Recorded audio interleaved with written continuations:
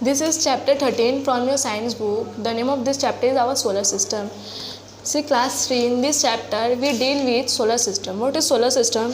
ये जो डायग्राम दिख रहा है इसको हम लोग सोलर सिस्टम बोल सकते हैं. सोलर सिस्टम में क्या आता है? सन के अराउंड बहुत सारा प्लैनेट रिवॉल्व करता है. सन के अराउंड बहुत सारा प्लैनेट घूमता है मतलब एक सर्कल पूरा कंप्लीट करता है. लाइक यहाँ पे सन है तो ये गोल गोल गोल गोल घूम करके वापस यहीं पे आ रहा है. ये पूरा सन में गोल गोल घूम रहा है. तो ये बहुत सारा प्लैनेट होता है. टोटल 8 प्लैनेट्स है फिलहाल. तो इसको हम लोग पूरा एज अ सम क्या बोलते हैं? Solar system. The sun and the solar system, ये पूरा सोलर के साथ जो सिस्टम है इसको हम लोग सोलर सिस्टम बोलते हैं. Let's read what is written. The sun is a huge ball of gas. It gives us heat and light. Sun जो है वो बहुत ही बड़ा बॉल है गैस का. ये हम लोग को क्या प्रोवाइड करता है? हीट प्रोवाइड करता है और लाइट. हीट मतलब टेम्परेचर, लाइट मीन्स रोशनी. Around the sun revolve 8 planets and fix path is called orbit. ये सन के इर्द गिर्द टोटल 8 प्लैनेट घूमता है और 8 प्लैनेट का अपना एक पाथ स्पेसिफाइड है. लाइक ये इसी पाथ में मूव करेगा, ये इसी पाथ में मूव करेगा, इसके अलावा और कोई पाथ में मूव नहीं करेगा. लाइक ये इस पाथ में मूव कर रहे हैं. देखो यहाँ पे बना है, गौर से देखना अपने बुक में. ये जो मरकरी है ये वीनस के पाथ में नहीं आएगा. इस पाथ मीन्स रास्ता, ये इसके रास्ते में नहीं आएगा. ये जो रास्ता फॉलो करे ये हमेशा इसी रास्ते में फॉलो करेगा. उसको क्या बोला जाता है? उस पाथ को ऑर्बिट बोला जाता है. और सन को पूरे 8 प्लैनेट के साथ क्या बोला जाता है? Solar system. पूरा क्या बोलते हैं एक साथ?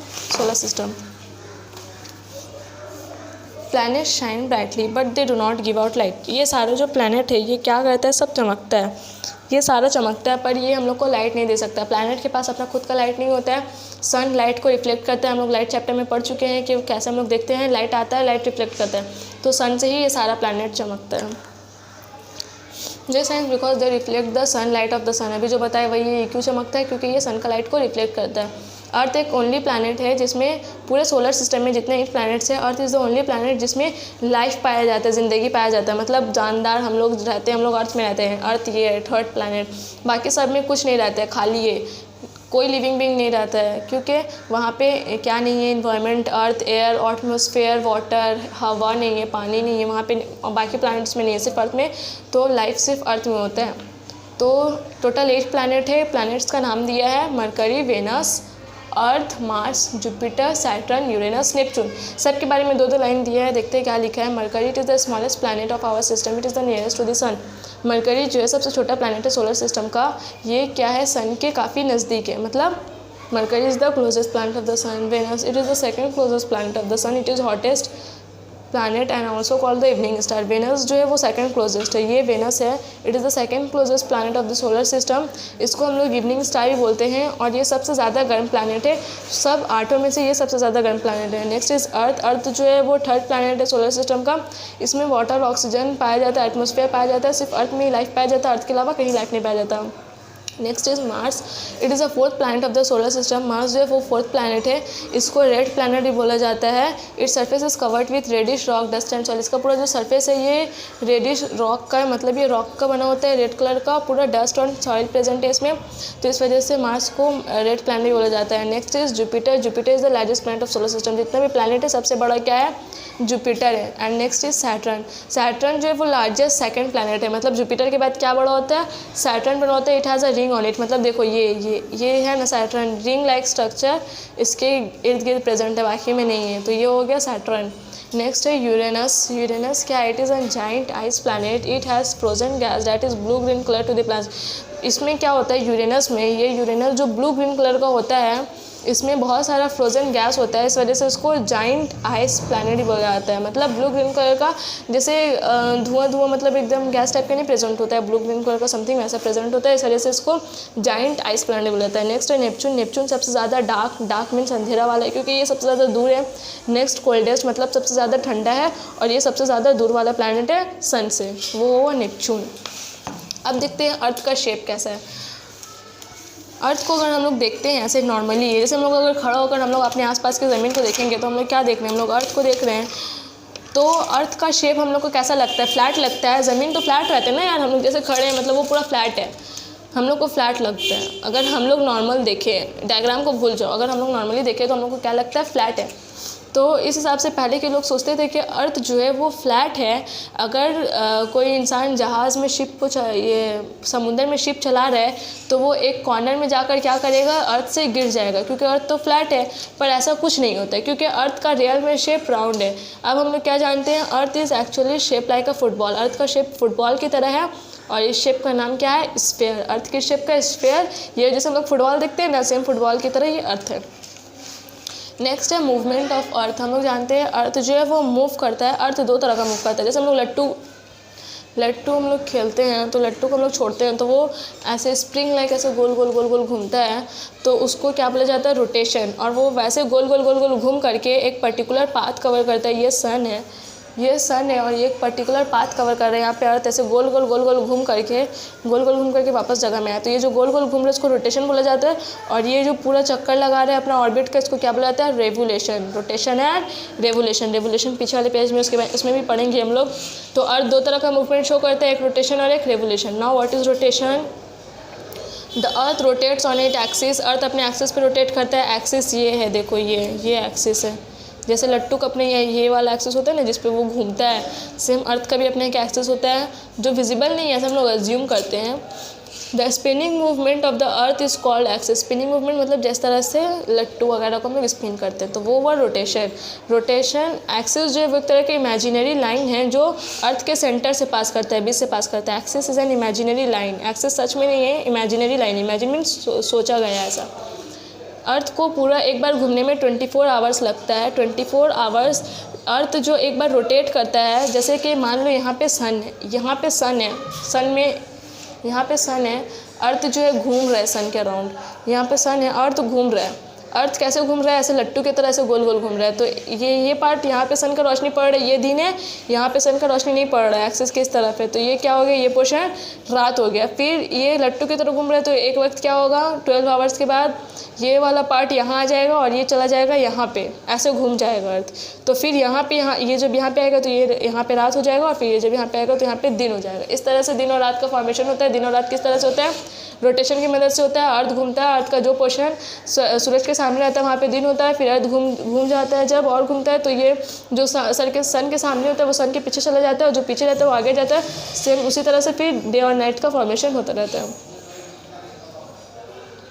As the earth rotates one of half face जो रहता है सन की तरफ रहता है, सनलाइट पड़ता है तो वो दिन होता है। एंड नेक्स्ट सेम उसी तरह से फिर दूसरी तरफ आ जाता है तो वहाँ पे रात हो जाता है और वहाँ पे दिन हो जाता है। वही यहाँ पे लिखा है, पढ़ लेना, सेम वही है। रेवोल्यूशन। अब यहाँ पे सन है, ये अर्थ घूम रहा है, यहाँ से ऐसे पूरा घूम रहा है। इसको क्या बोलेंगे हम लोग, ये पूरा मूवमेंट को क्या बोलते हैं हम लोग, रेवोल्यूशन बोलते हैं। The movement of the earth around the sun in it sun in an orbit is called revolution. The earth takes 365 days or a year to complete one revolution around the sun. Revolution of earth changes causing season. Rotation की मदद से क्या हो रहा था, दिन और night का फॉर्मेशन हो रहा था। पर रेवोल्यूशन की मदद से क्या हो रहा है, पूरा मौसम का तब्दीली हो रहा है। लाइक अगर सन यहाँ पे रहता है और अर्थ यहाँ पे रहता है, सन तो यहीं पे कांस्टेंट है, अर्थ अगर यहाँ पे रहेगा तो यहाँ पे समर होगा, यहाँ पे ऑटम होगा, यहाँ पे विंटर होगा और यहाँ पे स्प्रिंग का मौसम होता है। सन से जितना दूरी रहता है उस हिसाब से वहाँ पे होता है। और ये पूरा रेवोल्यूशन को कंप्लीट करने में कितना लगता है, 365.25 डेज़, मतलब ये पूरा एक साल लगता है। 365 डेज़, एक साल में 365 डेज़ होता है ना, तो वो हो गया रेवोल्यूशन। नेक्स्ट मून क्या है, अर्थ का सैटेलाइट है। जिस तरह से अर्थ घूम रहा है सन के गिर्द, सेम इस तरह से मून जो है वो अर्थ के गिर्द घूम रहा है। Moon is our close neighbour means पड़ोसी, simple. Just as the earth move around the sun, जिस तरह से अर्थ सन के गिर्द घूम रहा है, सेम मून जो है वो अर्थ के गिर्द घूम रहा है, मतलब ज़मीन के गिर्द घूम रहा है। पूरा 29 डेज़ कंप्लीट लगता है पूरा मून को एक सर्कल मारने में। मतलब ये अर्थ है, ये मून है, ये मून पूरा ऐसे अर्थ के राउंड घूम रहा है और ये पूरा एक राउंड कंप्लीट करने में कितना दिन लग रहा है, 29 डेज़ लगता है। ठीक है, नेक्स्ट क्या दिया है, the moon has no life in it. Moon में भी कोई लाइफ नहीं पाया जाता है। मून के बीच में कहीं पे ना से बड़ा बड़ा होल रहता है। उस होल को क्या बोलते हैं, क्रेटर्स बोलते हैं। The moon shine because it reflects the light of the sun. Moon shine करता है क्योंकि ये अर्थ का जो लाइट आता है वो लाइट को वो रिफ्लेक्ट करता है। अर्थ का लाइट को रिफ्लेक्ट करते हैं, इस वजह से ये शाइन करता है। मून के पास भी अपना रोशनी नहीं होता, ना मून के पास होता है, ना अर्थ के पास होता है, ना किसी और प्लैनेट के पास होता है। सिर्फ स्टार लाइक सन के पास अपना रोशनी होता है। Sun is a star. Sometimes we can see almost the whole face of the moon, we can see the small part of it. कभी कभी हम लोग आसमान में जब चाँद निकलता है अगर हम लोग देखते हैं तो कभी कभी हम लोग को पूरा चाँद नज़र आता है, कभी आधा नज़र आता है, कभी देखो कभी इस तरह का पूरा चाँद नज़र आता है, कभी इस तरह का भी स्ट्रक्चर नज़र आता है ना। तो ऐसे क्यों होता है? मून का बहुत तरह का फेज़ है। क्या क्या नाम दिया है? New moon, crescent moon, half moon, gibbous moon and full moon. जैसे कि देखो न्यू मून मतलब हम लोग चाँद को नहीं देख पा रहे हैं, ये हो गया न्यू मून। नेक्स्ट क्या है? क्रिसेंट मून, एक थोड़ा सा देख पा रहे हैं। हाफ मून आधा देख पा रहे हैं, आधा से ज़्यादा देख पा रहे हैं। गिबस मून जब पूरा देख पा रहे हैं तो वो फुल मून, ये पूरा 29 डेज़ में कंप्लीट करता है तो एक एक बार दिखता है। नेक्स्ट क्या है? Star and कंस्टिलेशन। स्टार बता चुके, स्टार क्या है? जिसके पास अपना रोशनी होता है स्पेस में, उसको हम लोग स्टार बोलते हैं। Like sun is a star, sun के अलावा और भी बहुत सारे स्टार है। आसमान में रात के वक्त हम लोग जो तारा देखते हैं एक्चुअली हम लोग स्टार्स को देख रहे होते हैं। स्टार्स बहुत बड़ा और हेवी बॉडीज़ होता है, बहुत बड़ा। लाइक ज़मीन देखो, पूरा ज़मीन कितना बड़ा है, सन इससे भी कई गुना ज़्यादा बड़ा है। और अर्थ स्टार जो है, बहुत सारे स्टार है जो सन से भी ज़्यादा बड़े बड़े, पर जो कि वो ज़मीन से बहुत ज़्यादा दूर है तो हम लोग को आसमान में काफ़ी छोटे दिखते हैं, मतलब एक पॉइंट की तरह दिखता है। पर सोचो वो पॉइंट कितना बड़ा है, कितना बड़ा स्टार है कि हम लोग इतना दूर से सिर्फ एक पॉइंट की तरह दिख रहे हैं। देखो क्या लिखा है, स्टार बहुत हेवी बॉडी, ये लिखा है most of the star are much bigger than our sun. बहुत सारे ऐसे स्टार है जो हम लोग के सन से भी ज़्यादा बड़ा है, but they look so small because they are away far away from the earth. पर ये बहुत छोटा दिखता है क्योंकि ये अर्थ से बहुत ज़्यादा दूर है। We can observe the star with a telescope. हम लोग स्टार को टेलीस्कोप की मदद से देख सकते हैं। टेलीस्कोप एक इंस्ट्रूमेंट है, टेलीस्कोप इज़ लाइक माइक्रोस्कोप, जिससे हम लोग स्टार्स को बड़ा करके देख सकते हैं। The star are there in the sky all the time. Sky ऐसा नहीं है कि स्टार सिर्फ दिन के वक्त नहीं रहता है, रात के वक्त आसमान में आता है, ऐसा नहीं है। स्टार आसमान में हर वक्त रहता है, पर सूरज की रोशनी बहुत ज़्यादा होती है दिन के वक्त, इस वजह से हम लोग दिन के वक्त नहीं देख पाते स्टार को। स्टार को हम लोग सिर्फ रात के वक्त देख पाते हैं। देखो यहाँ पे लिखा है we are able to see them only at night. हम लोग सिर्फ रात में देख पाते हैं क्योंकि डे का टाइम में सनलाइट काफ़ी ज़्यादा चमकता है तो हम लोग स्टार नहीं देख पाते उस रोशनी पर। ऐसा नहीं है कि वो गायब हो जाता है, वो वहीं पे स्काई में ही है। Some star arrange in a group and form a pattern in the sky. बहुत सारे स्टार को अगर आसमान में हम लोग रात में क्लोजली ऑब्जर्व करेंगे तो देखेंगे वो कुछ शेप बना रहा है, लाइक समथिंग ऐसे सर्कल। मतलब बहुत सारे स्टार यहाँ पे, बहुत सारे स्टार हैं, वो कुछ शेप बना रहे हैं, पर्टिकुलर शेप बना रहे हैं। वो ग्रुप ऑफ स्टार मिलकर के उसको क्या बोलते हैं? उसको हम लोग कॉन्स्टिलेशन बोलते हैं, कॉन्स्टिलेशन। और ये शेप किस तरह का होता है? कभी लायन का शेप का होता है, कभी बेयर का शेप का होता है, भालू का, शेर का, हंटर का शेप का। कॉन्स्टिलेशन मीन्स वही ग्रुप ऑफ स्टार जो अलग अलग शेप बनाता है, उसको क्या बोलते हैं? Stars and constellation. So this chapter end here. हम लोग को क्या करना है, चैप्टर का पूरा क्वेश्चन से सॉल्व करके ग्रुप में सेलेक्ट करना है एज सुन एज पॉसिबल।